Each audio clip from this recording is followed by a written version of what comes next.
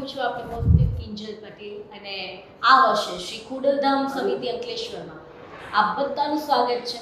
આ વર્ષે અમે ખોડલધામના સ્ટેજ પર એવા સરસ મજાના કલાકારો લઈને આવ્યા છીએ, પણ કદાચ તમને આ કલાકારો વિશે વધારે માહિતી નહીં હોય. તમે એમનું નામ સાંભળ્યું હશે, તમને એમના ગીતો ગમતા હશે, પણ તમને એમની સફર વિશે બિલકુલ ખબર નહીં હોય. તો આવી ઘણી બધી માહિતીનો ખજાનો અમે લઈને આવ્યા છીએ આપના માટે.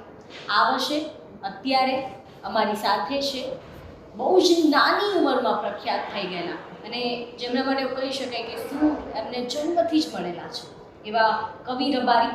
નામ જ કવિ છે તમારા નામમાં જ કવિતાઓ છે. બહુ જ નાની ઉંમરમાં જે પ્રખ્યાત થઈ ગયા છે એવા કવિ રબારી આપણી સાથે છે. કવિ બેન, તમારું પહેલાં તો શ્રી ખોડલધામ સમિતિ અંકલેશ્વરમાં બહુ બહુ સ્વાગત છે.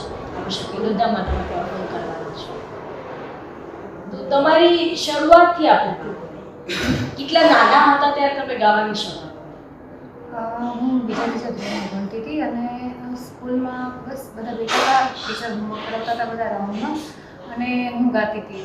તો બધાનું ધ્યાન મારા પર હતું, મારું ધ્યાન નહોતું. હું તો ગાતી હતી ને લખતી હતી. તો મારા ટીચરે અચાનક કીધું કે કવિ તું સારું ગાય છે, કાલે પ્રાર્થનામાં ગાઈશ? મેં કીધું કે હા. તો બીજે દિવસે મને પ્રાર્થનામાં ગવડાવ્યું. એવી રીતે પછી જે સ્કૂલમાં નાની મોટી કોમ્પિટિશન્સ આવે એમાં ભાગ લીધો. પછી ઝોન લેવલે, ડિસ્ટ્રિક્ટ લેવલે, સ્ટેટ લેવલ સુધી પણ. હા, પ્રાઇમરી હું મારું ગામ કચ્છમાં રાયધનપર છે, ભુજની બાજુમાં. તો પ્રાઇમરી 1 થી 8 ત્યાં ભણી અને ત્યાં પણ આવી રીતે સ્કૂલમાં અને પાર્ટિસિપેટ કરીને લોકગીતો હોય કે સુગમ હોય કે ભજન હોય કે એવી રીતે બસ સ્ટાર્ટ થયું. અને પછી માધ્યમિકમાં એવી રીતે. તમે પહેલેથી જ ક્લાસિકલ સંગીત સાથે ક્લાસિકલ તો મને ખબર જ નથી કે ક્લાસિકલ પણ એમ મ્યુઝિક હોય. મારા મમ્મી સોંગ ગાઓ છો, કયું તમને ગમે છે? મને તો આમ તો હું માલધારી વરણ કહેવું, એટલે મને લોકગીતો ગમે, ગાવા પણ ગમે, ભજનો સાંભળવા ગાવા ગમે, હિન્દી ગીતો પણ ગમે. અને બસ ક્લાસિકલ તો હું શીખું છું અત્યારે. ક્યાં શીખું છું? અત્યારે હાલ MS યુનિવર્સિટી ઓફ બરોડા, એમાં હું ફેકલ્ટી ઓફ પરફોર્મિંગ આર્ટમાં વોકલ મ્યુઝિકમાં મારું બીજું વર્ષ છે અત્યારે. એટલે તમે પ્રોપર સિંગિંગમાં એજ્યુકેશન પણ લો છો. ઘરમાં તમારા સિવાય કોણ ગાય છે? અને કોઈ પ્રોફેશનલી ગાય છે કે બસ એમ જ એમનો ગાવું ગમે છે? પ્રોફેશનલી તો નથી ગાતું કોઈ. પ્રોફેશનલી તો મેં સ્ટાર્ટ કર્યું છે અમારા આખા પરિવારમાં. હા, પ્રોફેશનલી તો મેં જ. સૌથી પહેલાં કોણે કીધું કે પ્રોફેશનલી કવિ છે એ સિંગર બની શકે, સ્ટેજ ઉપર ગાય તો એને પૈસા મળે? ત્યારે તમારા ફેમિલીમાં કોણે આ વાત સૌથી પહેલાં કીધી ને તમારા ફેમિલીનો રિસ્પોન્સ કેવો? સ્કૂલમાં ગાવું એ તો બધાને ગમતું, પપ્પાને ગમે, ઘરમાં લોકોને ગમે, ઘરમાં બધાને ગમે. ને પણ પછી મારા કાકા છે એમણે પપ્પાને કીધું કે દાદા હું આને સપોર્ટ કરીશ, તમે સાથે રહેજો, હું એ સાથે રહીશ. અને એવું નથી હોતું કે હર વખતે હર દિવસે પ્રોગ્રામ હોય. તમારી ત્યારે જ્યારે શરૂઆત કરી ત્યારે બહુ નાની એજ હશે અને એ નાની એજમાં મમ્મી પપ્પા ઈચ્છે કે ખૂબ ભેગું આવે. હા, બસ એ જ બીક હોય. જરૂરી છે નાની છે, છોકરી છે. કામ એવું છે કે અડધી રાતે આપણે પૂરું કરીને 2-3 વાગે એકલા આવતા હોય, જઈએ તો ત્યાં કોઈને ઓળખતા ન હોય એવું બની શકે. તો સ્ટાર્ટિંગમાં તો પપ્પાએ આ બધી વાત, પપ્પા એકલા ઘરમાં મોટા, તો એમ કે પપ્પા જો જાય તો પછી ભલે ઇન્કમ આવે પણ સ્ટાર્ટિંગમાં તો એવું ના હોય ને કે બધાએ આપી જ દેવાના હોય બધું. તો પપ્પાને એવું ટેન્શન થયું અને પછી કાકાએ પપ્પાને સમજાવ્યા કે દાદા હું પણ છું અને તમે પણ રહેજો, અને જ્યાં સુધી લગ્ન ના થાય ને ત્યાં સુધી આપણે એને પછી સામેવાળા જે સપોર્ટ કરી શકે. તો તમારા મેરેજ થઈ ગયા છે? આટલી નાની એજમાં તમારા મેરેજ, તમારા કયા ઉંમરે તમારા મેરેજ? 19-20ની હતી ત્યારે મારા મેરેજ થઈ ગયા. તો હવે મેરેજ પછી જે સાસરાવાળા છે એમણે શું કીધું કે ગાવાનું ચાલુ રાખો? હું અત્યારે ક્લાસિકલ શીખું છું ને, એ મેરેજ પછી જ અત્યારે 2 વર્ષ શીખું છું. અને મને મારા હસબન્ડનો સૌથી વધારે કહેવાય ને મમ્મી પપ્પાનો સપોર્ટ હતો, પણ મમ્મી પપ્પાના એક હદ સુધી આવી જાય, પણ એ જે મને બધી છૂટ આપી છે બધું જ કરવાની, કે એવું નહીં કે મર્યાદામાં રહેવાનું, પણ એમ કે ફ્રીલી તારે ગાવાનું, તારે છે ને પરફોર્મન્સ સારું આપવાનું. મને મારા હસબન્ડનો ખૂબ સપોર્ટ છે. ખૂબ લકી છું કે મને એ મળ્યા. ઘર બેલેન્સ કરવું છો મેરેજ પછી જ્યારે બહુ બને ત્યારે એની જવાબદારીઓ તો હોય જ અને આપણે સ્પેશિયલ એવું છે કે આપણું કામ એવું છે કે વેડિંગ સિઝન આવે ફેમિલીને ઘણી વાર પ્રસંગો આવતા હોય તો આ બધું બેલેન્સ થાય છે ખરા અઘરું પડે છે મને ક્યારેક એવું થાય ફેમિલીમાં ને પ્રોગ્રામ અને ફેમિલીનો ફંક્શન ભેગા હોય ને ત્યારે મને એવું થાય કે કાશ હું જઈ શકતી હોય હા જઈ શકતી હોત તો ત્યારે મારા મિસ્ટર કે બધાએ લોકોએ બધું જ સાથે લઈને બધું નથી કરી શકતા તું નસીબદાર છો કે તને સંગીત મળ્યું છે હા ફેમિલીનો ફંક્શન અને પ્રોગ્રામ કે તમારું ફેમિલી જે છે એ બેલેન્સ કરવું ફેમિલીના પ્રસંગ હોય તમારા પોતાના શો હોય ત્યારે તમે કઈ રીતે બધું બેલેન્સ કરો છો કારણ કે ઘર અને વર્ક બેલેન્સ કરવું અઘરું છે મારા લગ્ન થઈ ગયા છે પણ અત્યારે અમે જોઈન્ટ ફેમિલીમાં રહીએ છીએ તો એટલી બધી જવાબદારી આમ કહેવાય ને કે એક જ સાથે આવી ગઈ એવું હજી સુધી નથી પણ તોય મારા સાસુનો ને સસરાનો ને બધા ઘરમાં જેઠ જેઠાણી દેરાણી બધાનો સપોર્ટ છે માનો કે કોઈ ઘરના મેમ્બરનો પ્રસંગ હોય ત્યારે તમારો શો હોય તો તમને બેમાંથી કોઈ જોઈએ છે પ્રોગ્રામ 2-3 મહિના પહેલા આવેલો હોય એટલે ત્યાં ત્યાં જવું જ પડે એમ થાય ને કે ઘરના શોમાં ઘરના પ્રસંગને માણી શકતા હોય એ બધું મારા મિસ્ટર હેન્ડલ કરી લે એટલે હું ખરેખર મારે એ વાતે તો બોલવાનું આવે જ નહીં અરે એ બહુ સારી રીતે બધું હેન્ડલ કરી લે અને સામે મારા સમજદાર છે મારા સાસુ અને સસરાને મારો પ્રોગ્રામ હોય ને ઘરે ફંક્શન હોય ને તો મને એક રૂમ આપી જ દે કે આને રેસ્ટ કરવા દો આનો પ્રોગ્રામ છે અને બીજે દિવસે પ્રોગ્રામ છે અને એવું હોય કે કોઈ ફેમિલી ફંક્શન છે તો હાજરી આપી આવવાની પણ હવે બધા સામેવાળાને ખબર જ છે અને હવે બધા એ રીતે એવું એમ કોઈ જીદ ના કરે કે તમે શું કામ ન આવ્યા એમ કે તમે આવ્યા તો સારું લાગે પણ હવે એમ ખબર છે કે તમારું ફિલ્ડ આવું છે તો તમે ફ્રી નથી રહી શકતા પણ ક્યારેક એવું ટાઈમ મળે તો હાજરી આપી આવી ઠંડી હોય વરસાદ હોય બીમાર પડતા હોય ક્યારેક આપણને ઠંડી લાગે કોઈ બહુ ખરાબ થતું હોય તો ગળા માટે કોઈ સ્પેશિયલ તમે ધ્યાન રાખો છો કે ભગવાનની એટલી કૃપા છે કે વગર ધ્યાન રાખીને ઘણું સરસ કામ કરે છે ક્યારેક એવું થતું હોય કે શિયાળો હોય ફૂલ ઠંડી પડતી હોય સાર ઓઢીને ગાતા હોય અને ધ્રુજતા ગાતા હોય અને જ્યારે આખી રાતે કાંઈ ન હોય પણ બીજે દિવસે જે સવારે આપણે ઉઠીને બપોરે ત્યારે ગળાની એકદમ એવી હાલત હોય ને ત્યારે તો ગરમ પાણીના કોગળા કરીને ગળું સારું કરી અને બીજે દિવસે અને શિયાળાના જ્યારે વેડિંગ સિઝન હોય ને ત્યારે અમારે સારા પ્રોગ્રામ હોય એક ઠંડી એક પ્રોગ્રામ અને પણ ત્યારે મારે નવરાત્રિ જેવું હોય છે અત્યારે મારે થોડુંક પ્રોગ્રામ લેવાના મેં થોડાક ઓછા કર્યા કેમ કે મારે અત્યારે અહીંયા એમએસમાં ભણવાનું ચાલુ છે આમ તો વાંધો નથી આવતો ત્યાં પણ સરને ને બધાને તેમનો પણ સપોર્ટ છે અમને પણ કહેવાય ને કે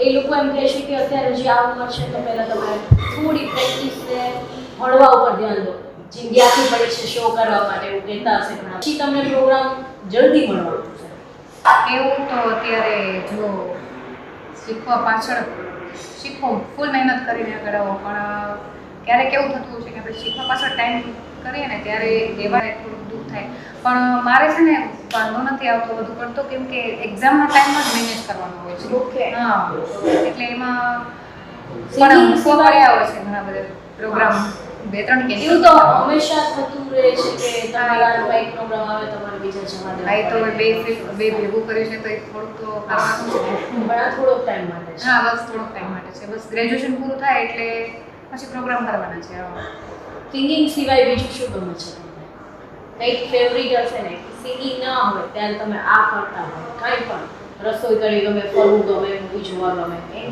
ફરવું ગમે પણ બીજું કંઈ એવું નહીં કે ગીત ના હોય તો હું એ કરી શકું એવું તમે ઇમેજિન કરી શકો કે તાર ના હોય તો શું હોય કે તમને એવું ઇમેજિન ખબર છે મને એવું ઇમેજિન નથી થતું સિંગર જ હોત સિંગર જ હોત એવું નહીં પણ એમ કે હું ગાતી હા તો હજુ પણ એવું થતું હશે ઇવન જે બહુ જ મોટા કલાકારો છે મોટા કલાકારો તરીકે કે આર્યમાન સાહેબ હોય કે અરિજીત સિંહ હોય બરાબર તમે એમને સાંભળો તો પણ એ લોકો એવું કહેતા હોય કે આટલા શોઝ કર્યા પછી આટલી કોન્સર્ટ કર્યા પછી એવું થાય કે પ્રોગ્રામમાં જતા પહેલાં પગ ધ્રુજતા બહુ કોમન વસ્તુ છે રાઈટ તમને એવું થાય છે ખરા કે સ્ટેજ પર જતા પહેલાં એકદમ ધક થતું હોય તમને એવું થતું કે શું કરું મને ત્યારે તમે શું કરો છો એ પરિસ્થિતિને હેન્ડલ કેમ કરશો દરેક કલાકારના સિચ્યુએશન આવતી જ હોય એ પરિસ્થિતિને કેમ હેન્ડલ કરો છો? ત્યારે તમારા મગજમાં શું ચાલતું હોય છે? સ્ટાર્ટિંગમાં તો ગભરાટ તો બધાને થાય કેમ કે બહુ કોમન છે, હા. આટલા વર્ષ પછી બધાને જ થાય છે, બધાને મોટા મોટાને આપણે સામે જોયા છે. મને થાય એમ થાય કે પહેલું ગીત સ્ટાર્ટિંગ શું ક્યાંથી કરીશ, પછી જ્યારે સ્ટાર્ટ થઈ જાય ને બસ આંખ બંધ કરીને પહેલી સ્ટાર્ટિંગ કરી લેવાની, પછી તો પછી automatic ચાલે છે. ઓટોમેટિક આવી જાય. હા, તમારું ફેવરિટ ગીત કયું છે? મારું ફેવરેટ ગીત તો મારા ઘણા બધા છે. ફેવરેટ તો ના પણ કહી અત્યારે એક શકાય, ગાવું હોય તો તમે કહો. લોકગીત કે મને તો બધા જ જે પણ તમને બધા જ. જે ગાવું હોય એ કોઈ એક.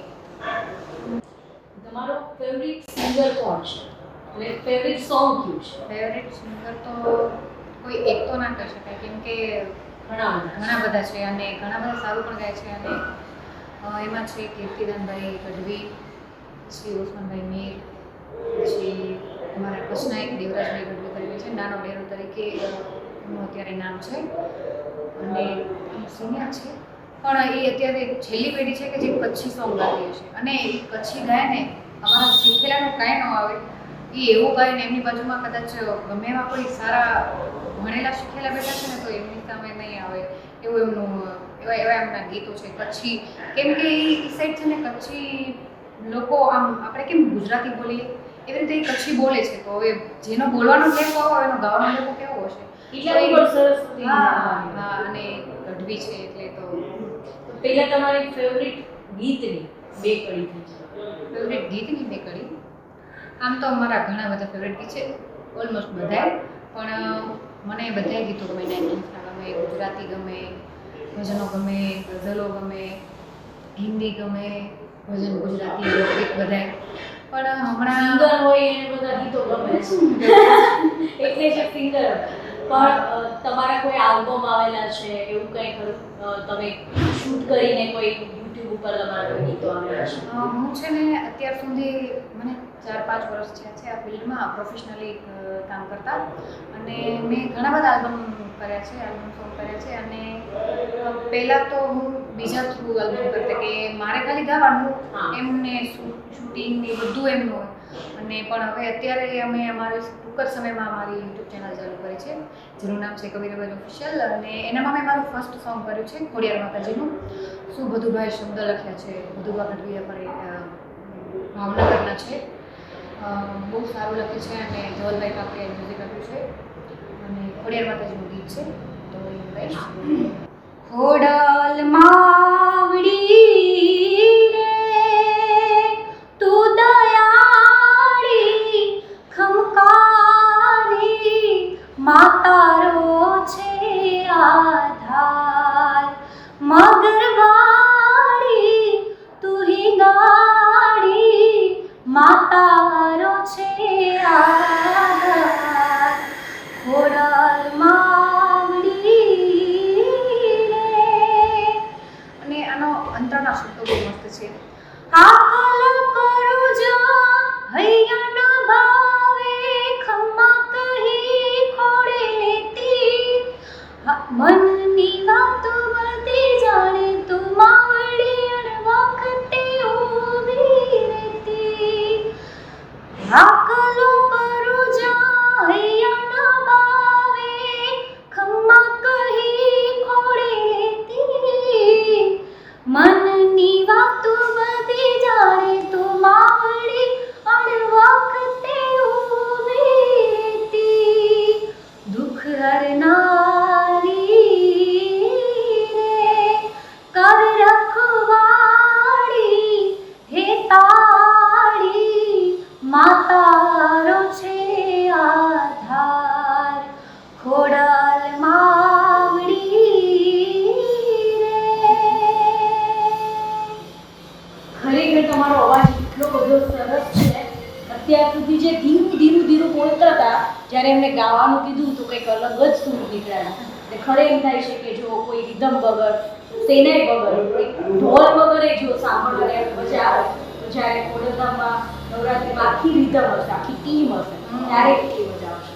હું ખરેખર ખોડલ માતાજી મારા આરાધ્ય દેવ છે, અને હું ખૂબ માનું ખોડલને. હું નાની હતી ત્યારે તો બહુ જ, અત્યારે તો હજી સંસ્થામાં પડી ગયા એટલે આ લેવું લેવું આમ કરવું તેમ કરવું એટલે પણ તોય હું માતાજીને નથી ભૂલી, માતાજી મને નથી ભૂલ્યા. ખોડલ મારી આમ રુદિયાની દેવ છે. તો અને આ વખતે હું લખી છું કે અંકલેશ્વરમાં ખોડલધામ નવરાત્રિમાં પણ મને મોકો મળ્યો છે. ખોડલના ગુણગાન ગાવાનો મને મોકો મળ્યો છે. બસ માતાજીના ગુણગાન ગાવા છે અને બસ બધાને ગરબે રમાડવા છે. તમે કચ્છી કલાકારની વાત કરી, એ જે તમારા ફેવરિટ છે જેમના માટે તમે એવું કહ્યું કે હવે એમને સાંભળવા, એમના સુરમાં કચ્છી ગીતો સાંભળવા ગાવું છે, એમના કોઈ ગીતની બે કડી ગાયા છે? એમનું એક આમ ડાયરામાં પણ એમણે ગાયું છે અને એમાં પણ ફેમસ છે ને એમનું આલ્બમ પણ છે છલડે આ હીરુલાઈ. અરે છલડે આ હીરુલાઈ અદાવો છલડે આ હીરુલાઈ મુકે યાદ સજણ દી આઈ આઈ આઈ છલડે આ હીરુલાઈ મુકે યાદ સજણ દી આઈ જી જલડી મુજી માં છલડે આ હીરુલાઈ આયલડી મુજી માં છલડે આ હીરુલાઈ. આ વર્ષે ખોડલધામમાં તમે કયું કલેક્શન લઈને આવવાના છો? કયા સોંગ તમારા સ્વરમાં સાંભળવા? નવરાત્રિ છે તો માતાજીના આરાધના ગરબાઓ ગરબા છે, છે, લોકગીતો છે અને કચ્છી સોંગ હશે? કચ્છી તમે હશે ગાવાના? ને, કચ્છી હશે. હા, એવું બનતું હોય છે કે ઘણા બધા સિંગર ઘણું બધું ધ્યાન રાખે છે સ્ટેજ ઉપર, કારણ કે આટલા જે માઇક છે એમાં આટલા કલાક જ્યારે ગાવાનું હોય ત્યારે ગળું ઘસાતું હોય, તો એના માટે કંઈ સ્પેશિયલ તમે રાખો છો, તમારું કંઈ અલગથી કેર કરો છો? અલગથી કે એ કે બહુ ફોર્સથી ગાવાનું બને ત્યાં સુધી ઓછું રાખવું અને એટલે જ મારો અવાજ આવી રીતે લાઈવમાં સારો લાગે પણ જ્યારે લાઈવ પ્રોગ્રામમાં મને નથી ગમતો. પણ અમને તમારો અવાજ નથી ગમતો, અરે પણ એવા કેટલા લોકો હશે કે તમારા અવાજના એ લોકો ફેન હશે કે કાશ આવો અવાજ મને આપ્યો હોય. અત્યારે મને સાંભળીને એમ થાય છે કે વાવ. હા, અત્યારે મારો અવાજ ખુલ્યો છે કેમ કે ઠોકર આપી છે મિસ્ટરે કે બળ દઈને જ ગાવાનું અને બળ દઈને ગાઈએ તો બધા લોકોને સાંભળવાની મજા આવે ને. સ્પેશિયલી આપણે તો દાંડિયા કરીએ એટલે લોકોને રમાડવા જોઈએ ને, એટલે એમને રમવાની મજા આવે ને એટલે એમ કે જોર દઈને ગાવાનું.